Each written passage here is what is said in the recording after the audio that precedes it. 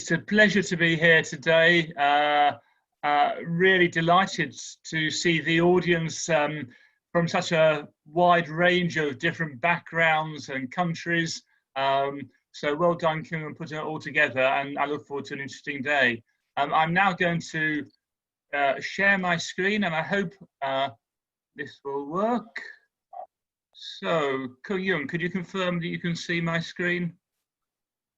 Yes, yeah. Yeah, good. Okay. Thank you very much. So I feel quite intimidated given this presentation today because, first of all, I'm not a designer, and much upcycling research is in the context of design. And secondly, I'm not a practitioner either, although, as you'll see later on, I am a little bit of a practitioner. So with no more ado, this is going to be a kind of broad brush overview of upcycling. I've called it Value and Values in the Circular Economy to give some kind of framework to what I've been saying. And I hope we have a chance to talk about some of the issues raised during the breaks, or even before then, if I do manage to squeeze it in the allocated time. Ben, thanks for the reminder about that. So the context of upcycling, I think, needs to be seen within the context of the circular economy, and the circular economy needs to be seen in the context of our world, the world that we live in. And most of you will be familiar with the graphic on the right there, the butterfly diagram, widely used around the world, initially developed by Ellen MacArthur Foundation and her consultants, looking at the need to reuse and recycle products, extend the lifetimes, and so forth, mimicking the circularity within natural processes. It's probably important at the outset to, certainly from the event like today, where we're all coming from different backgrounds, to identify a accepted definition of what we're talking about when we mean upcycling. Some of the earliest definitions were quite broad brush. So the MacArthur Foundation, in one of her early reports, referred to upcycling as a process of converting materials into new materials of high quality and increased functionality. I don't think we probably want to use that today. The focus there is on materials rather than talking about products and components. Wilson, in an interesting paper a few years ago, talked about it as the practice of refashioning something useless into something useful. I think that captures the fact that upcycling deals with items that are no longer serving the purpose that they once had. But over the years, Kung-Yung has developed a definition which I present here as the process of utilizing used or waste materials, components and products to create a product of higher quality or value than the compositional elements. Yes, it's a bit of a mouthful, but I think it captures richly the different dimensions to upcycling, not least the fact that what is waste is a contestable statement. When does something become waste? Economically, what is waste? Legally, what is waste? So drawing together the used and the waste together, I think, reflects that ambiguity. Not just materials, but also components and products. So, as we'll be familiar, and perhaps we should add in buildings there as well, or building components specifically, because it's about using things in different ways of capturing whatever value is left and using it in the highest to the highest level possible, both in terms of quality or value. As I was sort of reflecting on this, I thought to myself, well, is upcycling also repurposing? So, for example, when we talk about using, well, classically plastic bins as waste bin, plastic bags as waste bin liners, or glass bottles as candle holders, yogurt bottles as seed holders, all of which probably many of us have done. Are they upcycling or are they just reusing? So I thought it might be useful then just to focus on the key characteristics. What are the basic components? 4 things that say this is upcycling. I presented those here. The first is that upcycling adds monetary value to the item. Arguably, for some people, if they're just doing it in their own backyard, it never even reaches a market, so who knows whether it does or not. But essentially, putting this in the context of the circular economy, the idea that this adds monetary value is crucial. And as I'll be saying later on in a bit more detail, it adds value beyond the value of the raw materials that are part of that wasted item. Secondly, it creates a new form of item with different properties. In other words, it's not just repair or cleaning. It's not just restoration through repair or cleaning work. You're not just getting something back to do what it used to do beyond that. Which leads neatly on to the third point. It involves a significant creative change to the item. Sometimes it's talked about as creative reuse. It's not reused for the same purpose, which leads to the ambiguity on the question of repurposing. Maybe we can have a conversation about that later. Is that significant and creative? And lastly, it extends the lifetime of components and or products without precluding recycling at the end of life. In other words, upcycling is part of the journey of the original product towards ultimate recycling, because ultimately everything should be recycled within a circular economy. But it might have several lifetimes before that. It might be upcycled several times. Upcycling is not new. Historically, in the past, people used to upcycle through poverty. They used to have to make use again of things that had no value because they couldn't afford virgin materials or new products. It's long been used in creative art, and you'll see the top image on the left-hand side there, the wee man, which neatly captures actually a lot of these issues together. For those of you a little bit younger, you may not have seen that, but the wee man was created, I think, around gosh, now probably 15, 20 years ago, as an example of the waste we throw away. You can't see it too clearly there, but it's made up, it's a design made up of the products discarded by the average household in their lifetime. So in fact, the components of that are washing machines, computer, mice, and so forth. And it went on display there. It's outside the former London Assembly building, then went down to the Eden Centre in Cornwall, in England. I'm not sure if it's still there. So art has been a way of expressing our use of materials, but also has often used old products as part of that creative process. Thirdly, and critically, it's become an environmental imperative. So many people might be just doing upcycling because they like the creative work that involves, but for other people, they're driven by a desire and a need to protect the environment and to reuse rather than merely recycle. And the second image there, you'll see is the Coda 30 lamp, which was designed by one of our former students at Nottingham, Trent, Sarah. Oh gosh, now I've forgotten her name. Anyone can help me out. This Sarah. Is it Sarah Turner? Sarah. Sarah Turner, yes. That's right. It was Sarah. Sorry, my mind blank.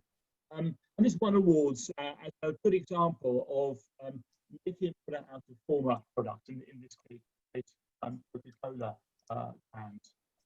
And most recently, upcycling has become popularised to the masses through products in the UK, such as Money for Nothing, which is where people go to a skip and pull out products that are unwanted and then transformed into something else. So it's no longer a fringe issue, it's recognised as something that has a lot of popular interest as well. And I'm not going to spend too long, but I just thought, just because this is a diverse audience, just to give some examples of upcycled goods that I've come across recently in a range of different areas. Seating made out of barrels, beer barrels probably. Compost bins made out of skips, pallets. Something actually that I do. This isn't my own one. I should have perhaps taken a photo of my own one, but this is something again quite commonly done by gardeners. Picking up old pallets and making compost bins out of them. Probably the most common and popular way of upcycling is in fashion and clothing. You see an example of the dress made from various forms of curtains, actually linen curtains. I think these ones came from. And on the right, I won't ask the guesses as to what they are, what they came from. The top one, in fact, is a wash bag, and the second is a carrier bag, both made out of tarpaulin used in lorries in the past. And just one more PowerPoint with some more examples. My favourite one is on the left. What do you do with a piano you no longer play? You turn it into a bookcase, of course. A shelving unit. I think it's lovely. I can't believe that actually adds value to a grand piano, but maybe it does. Who knows? The next one is, in fact, not so clear to see, but it's a flute turned into a table lamp. Bread bins turned into corner cabinets. And bicycles turned into bar stools. So wonderful creativity, and I'm sure some of you will have your own examples that we can share through the day. But all of them using products that were no longer wanted in their former use and turned into something creative and new. All with their own aesthetics. I think this is quite an interesting dimension of upcycling, which I haven't really reflected on before now. And I started thinking about what about the look of all these things? Because sometimes I go online and I see, oh, that's not the kind of thing I would want in my house. And I began to think, well, what are the different aesthetics of upcycling? I came up with these 5, and there probably, again, are other ones. But they're just, I think, things we can just think about as to how we present this phenomenon of upcycling. Probably most common, again, dealing with furniture and clothing, would be the aesthetic of retro and vintage, not hiding the fact that this is something that was maybe decades old, but now needs to be used in a new way for the modern era. And we're all familiar with the language of the vintage, which is something now very common over the past decade, but which 20 or 30 years ago, we only thought about old antiques using that term. Today we see it as something which is a bit more hip, a bit more socially acceptable. Then there's the radically creative, and we've seen examples of galleries and bookshelves there, which another aesthetic, possibly the shock value, something and the creative qualities of that highlights the reasons why that product has added value.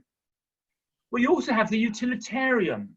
The bottom left image there was taken from my garden yesterday. I was trying to think about the examples of something that I've done. And this is, I have a garden, I keep chickens, 2 of them, and I also have a vegetable patch. I needed to keep them separate. Now, of course, I could have gone to B&Q and got some extremely expensive fencing unit, but I decided to cobble together something from what I had. I had a guinea pig cage that was no longer in use, which I unhinged. So the wood at the bottom is a long strip of what was once a cage, but that wasn't high enough because chickens, as any of you who've kept them, have wings and can fly above 2 foot. So I then got some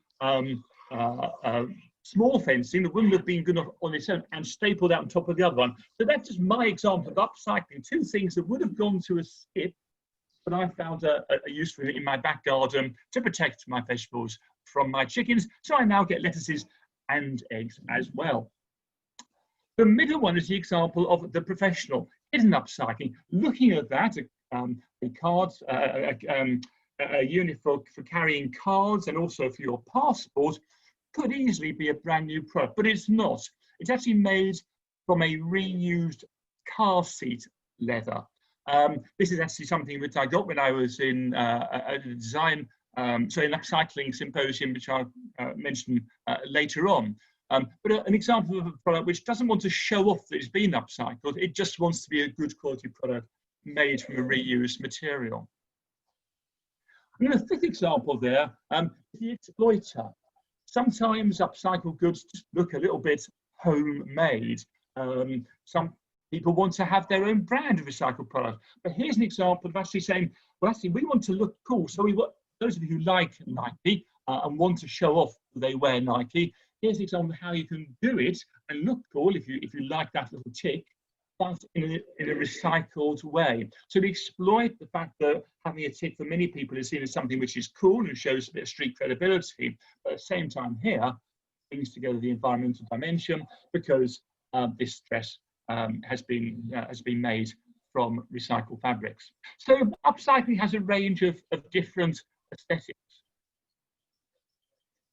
I want to turn now to some simple explanations of why upcycling is good within the context of sustainability. I've categorized these in 3 domains of environmental, economic, and social.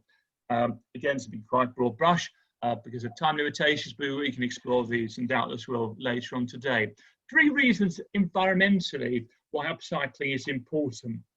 The first is that we live in a world facing ongoing climate change, and any material that is put onto that is used in products embodies carbon. It's being used, I say nearly every, has been used using fossil fuels, whether it's through the extraction of the raw material, to the refining of those materials, through to the manufacture of the product, through to the distribution to the household. Products embody carbon. So the more materials that flow through the economy, the more the climate change we're going to get, the higher the carbon emissions. So we can slow down that process by upcycling, by using the embodied carbon in those components or products for longer, we address climate change. Secondly, finite virgin materials and excessive unwanted material. And this is the heart of the whole circular economy debate. We live in a world where there are limited finite materials. We don't sometimes appreciate that. And it's not just the fact that they're finite insofar as the Earth has a finite amount of them, but it's issues of access as well. How accessible are they? And how much will they cost to extract? And there's obviously an ongoing threat to the future, particularly many of the materials used in electronic goods. But also other products, even materials like copper, are in finite supply. Very common products like that, materials like copper. We also have the problem of excessive unwanted material. In other words, stuff that has been used and needs to be discarded. Many years ago in Britain, when I was growing up, we used to throw 80% of our raw materials and of our discarded products into landfill sites. We've run out of landfill sites. There are only so many holes in the ground you can use. And so the circular economy has often been driven, to a large degree, been driven by this recognition that we're just generating too much waste. Thirdly, dissipation. The fact that as you use materials and bring them together, you are in fact making things into a complex mass of materials that may or may not in future be usable. So you think of, for example, composite materials. Some things are recyclable and some things aren't. As you use materials, ultimately, some of them become inaccessible for the future. Economic reasons. Well, we live in a world threatened by economic collapse. And that's not an overstatement. I think most people accept. We just don't know where we're going next. I speak from the context of the UK, but others, most of you in this audience, come from countries where coronavirus has had a major impact and major steps have been taken that are going to affect the economy. So a report came out earlier this month. We're anticipating unemployment to hit 2.5 million in the UK, the highest level for 7 years. And it could be higher than that. We just don't really know. And we don't really have many very clear plans in the UK, at least, as to how to address that issue. I've been horrified at, in fact, the apparent lack of any kind of vision or plan for how to address the spectre of prolonged mass unemployment. There's a few talks about building more roads, and we're just about to build a massive railway, HS2 in the UK, which will have a few thousand jobs, no doubt. But it's a much bigger issue than that. One area of potential growth is, of course, to revive the economy, not from the top down, but from the bottom up, not by propping up businesses that perhaps haven't got a long-term future, such as many of the hospitality businesses that are undoubtedly going to suffer, carry on suffering in future, particularly as people, for example, work at home. Some of those sandwich shops just won't have a future. Flying will undoubtedly, in the near future, suffer from the fact that more and more people are recognizing you can have meetings like this today and you just don't need to fly. So we need to look elsewhere, and it seems to me that we need to look at entrepreneurs. We need to look at people who are doing things at often a very small scale level. And I remember my first industry workshop with Kung Jung about 5 years ago. We brought together about 15 or 20 people, and they're all 1 or 2 people, just often working in their back room or garage. And we need to recognize the potential here for a major growth area. The middle image there you see is actually of a student from the University of Exeter who's just designed a face mask, an upcycled face mask. Simple idea that demonstrates creativity and how it could be turned into a business. Hopefully we won't have to wear these masks for much longer, but it's an example of someone with creative thinking, upcycling, generating the idea of a business. And on the right, an example of companies that are promoting startups, how to start an upcycled furniture business. So we need to see this as a way forward. And yet, in that last point I put there, upcycling, even within the circular economy debate, is fairly hidden, very invisible. If you go back to, for example, the butterfly diagram of Ellen MacArthur, he doesn't even use the word upcycling there. If you go to the waste resources strategy of the UK government, which came out 2 years ago, yesterday, no reference to upcycling whatsoever, even though it was a policy, a strategy on how we use our resources, no reference to upcycling. So this needs to have a higher profile and has great, I believe, opportunities in the context of reviving our economies post-COVID. And lastly, social. So much of Kung Jung's work has been looking at why people do upcycle, and a lot of it's to do with creativity, of the sense of community, the well-being people get from upcycling. But it's going to be more than that as well. It's about cultural change. So on the left, you see the decline in design and technology education in the UK. It's the red chart there. This is the head count of the number of teachers teaching creative subjects in England in the last decade. You'll see the decline. So upcycling offers a way of recognizing that actually we are creative people. Humans are essentially creative. We need to address that, and upcycling gives us that opportunity. We need to look at how to do that, both in business context, in our homes, and in our education as well.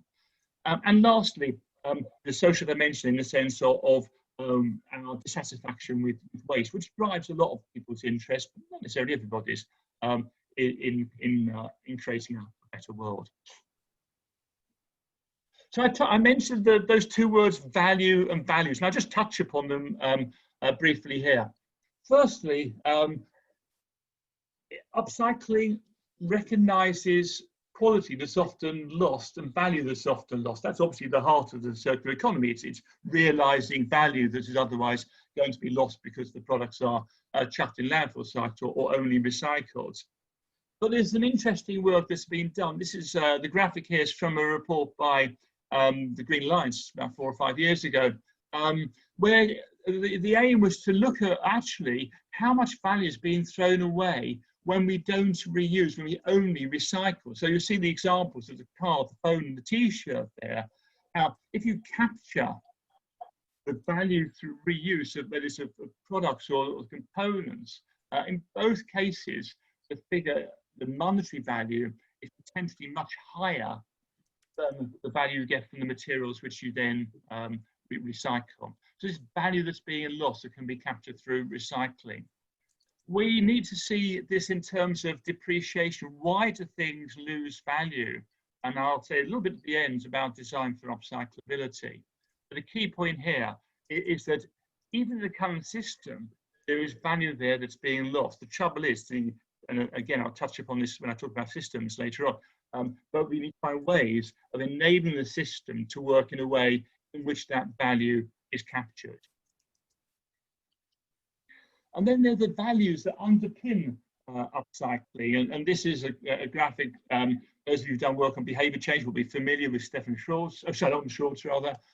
Shalom Schwartz, a lot of the work that's argued that we need to look at people's values in order to understand how to change their behaviour in future. And by looking at this model that he presented, as you can see, some 30 years old now, but he's been building on it through that period. Some of the words that spring to mind here that resonate with upcycling are the fact that people do, because they want a sense of self-direction, they want to create stuff themselves. They want to have what they want. They want the bespoke product rather than the mass-produced product. They get pleasure from upcycling. They get a sense of security that they're reusing resources. The tradition is actually building on the past. There's a sense of achievement. So there are a lot of values that shape what we're doing when were we to move towards a society where upcycling was more common. And I mentioned the word design, and again, I can't spend long on this, but just want to touch on a few points. If we are to move towards a society where upcycling becomes mainstreamed, we need to design products in a new way. We need to design them with the potential to be readily upcycled, easily upcycled, to make it easy for the next stage to happen. So we need to look at the intrinsic quality of components and materials. And I think of a trip that I did to a textiles reclamation centre, where they were saying, look at the quality of the stuff we're getting in now and comparing it to 10, 20 years ago makes us realise the quality of fabrics is just not what it once was. And if we're talking about using some of the, well, we throw away 1.3 million tonnes of garments each year in the UK. If we're trying to use those fabrics in a new way, the fabric has to be of a decent quality for it to be reusable. We need to look at design for disassembly. If you're going to take apart products and make the components into different things, how easy is it to do that? Has the product been welded or has it been screwed, for example? And we need to look at finishing to ensure that the finish is appropriate. And again, minimises the time and cost of preparing that for a new life. Some of these ideas were talked about at a conference in Seoul that I went to in 2017. You'll see there. Sadly, that hasn't actually, the centre is still there, but the community, I think, today's meeting is only the second event I've been to specifically on upcycling. So again, congratulations to Kung Young for putting it together. Products need to be designed in a new way, but it's not just about new products, it's about the whole systems that underpin upcycling or don't underpin upcycling. I'm thinking here about the economic system. Do we have the factor prices that facilitate business in this area? We don't, because a lot of upcycling is labour intensive, and we have a problem that raw materials are relatively cheap and labour is relatively expensive. The whole area of environmental tax reform is brought into the discussion here. We need to look at whole waste system collection methods to preserve product quality. Many of them don't. And we need to look at collaboration between stakeholders. And on the right here, you'll see a graphic which Jack D put together through some work a year or two ago now, which you see again here, which just demonstrates the linkages that we understand when we try to work out why upcycling does or doesn't happen. I won't spend any more time with that because Kathy might himself want to use that later on. But moving towards an end, Ben, I have got my eye on the clock. Moving towards an end, how do we bring upcycling into the mainstream? Now it is the popularisation of TV programmes and repair cafes and backspaces on the show.